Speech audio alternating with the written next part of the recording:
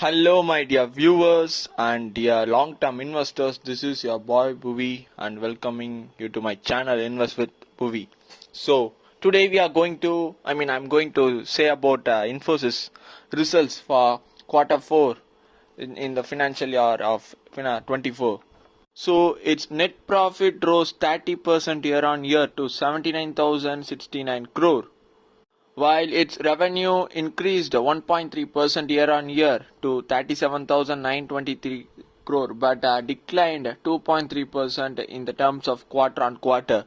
So its profit margin is at 20%, which is pretty good. So even though the results are 30% up, it's a satisfiable result. But the market expected something more, because the market expected earnings to be above. So the revenue fell short of the consensus of the street. So the stock was down 0.6% today. Now trading, closed at 1,411 rupees per share. So one more thing, because it fell short of the consensus, the stock battered today, but it's still a good stock. While Wipro, TCS, and both are trading at around a 20 P ratio, I think. And Tech Mahindra also a good stock, I think, but it made some. It fell too short of street's consensus, which is it profit declined 60% and 70% quarter on quarter, so that the stock's PE is at 40 now. If you calculated it with your financial year 23's earnings, the current price might be justifiable. I didn't calculate it even yet. If I can spare some time, I will remind you.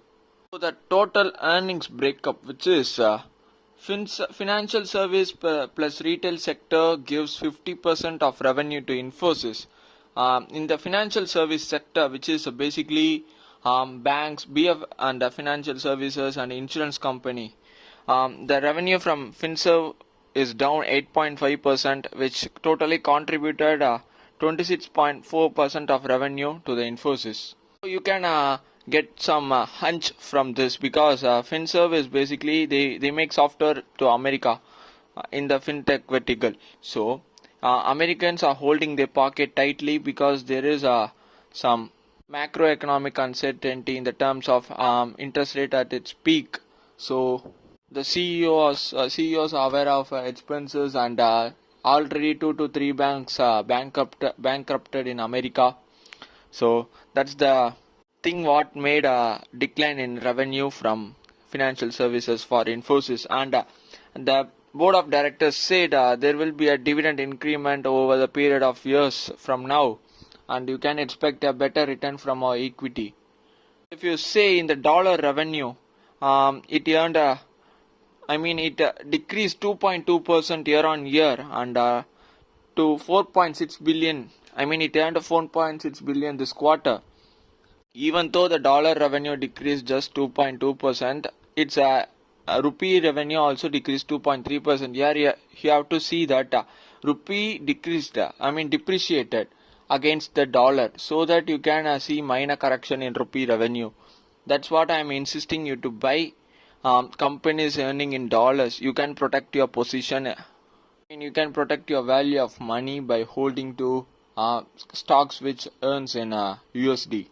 Like, even if I'm doing, let's say if I'm doing business in a dollar, even though my revenue shrinks, I'm protected in terms of rupee revenue, because the rupee will depreciate over a period of time, or even in this case it will depreciate vigorously because of macroeconomic uncertainty. So that I can't I can protect my value of money by holding to this kind of stocks. So it contracted, it won deals which is total contract value of 4.6 billion in this quarter.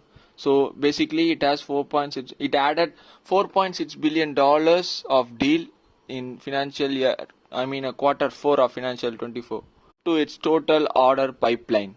So Infosys headcount hit a 23-year low, which is the headcount dropped at 25,994, which is this amount of people resigned, and The real time headcount is 3,17,240 people are working there, which is 7.6% down year on year if you compare to financial year 23, where there are 3,43,234 people worked.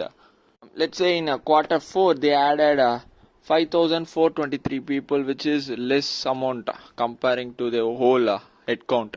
So the attrition, which is the people resigning and going to another job, is at 12.6%, which is decreasing quarter on quarter. So the company is in a slow lane for hiring, because every company is holding their pockets, so that even in TCS they are not kicking off employees from the office, but if the employee wish to go out, they said bye, and they are not ready to take someone. They are not ready to substitute someone for that place. Even the cash rich TCS is doing that. You can expect many companies in the world will do that. So that's why the hiring people from campus is at slow lane, which is the Infosys didn't took anyone hired anyone from college for the 4 quarters consecutively. Even though Tata's headcount is at 19-year low. If you need to know about if you need to know many details about Tata's TCS, I have posted video yesterday. You should in my channel you should check that out. So there is a market news that Tata's might import JLR vehicles, because there is a import duty concession there, because if you invested 500 million in India, you can import some EV vehicles at a 15% import tax. Before that concession, there was a 100% tax, but now after Tesla made some had some meeting with the PM and government official, they came down and said, yeah, we will give you a chance if you invest more than 500 million in our India. So as before, Tata's showed red flag to this, but now they are going to use this opportunity and they are going to grab it. So they will also import some cars, and also there is some more talks that in March Tata said we are going to build a factory in Tamil Nadu. So the market didn't know whether it is a commercial vehicle factory or private vehicle factory, but now some market rumor says that Tatas are going to build a JLR factory, which is especially going to make JLR cars in India, in Tamil Nadu, and this factory will be help to export JLR cars to a world.